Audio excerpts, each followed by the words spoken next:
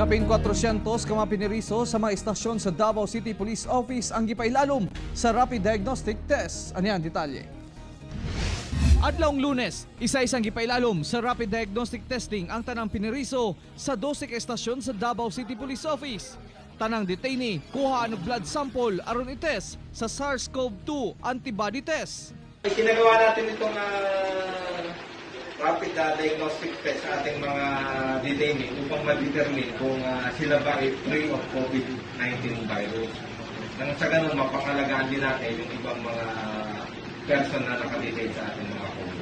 Mga police nurse ang nagpaygayon sa testing nga gibansay na ni atong May 7 nga ma-assign sa mga presinto o sa DOH isip augmentation.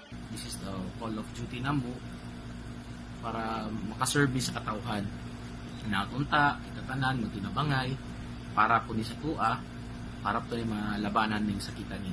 Ana sa 448 ka mga person deprived of liberty kun PDL ang natest og tanan, negatibo man hinuon. Tumong niini nga bisan ang mga PDL maprotektahan gyapon sa COVID-19. Sa matagdakop, una isulod sa prisuhan, kinahanglang ipailalom sa rapid test. Sa pamakanong ito, yung COVID-19 virus pa rin ang natin ang Davao City Police.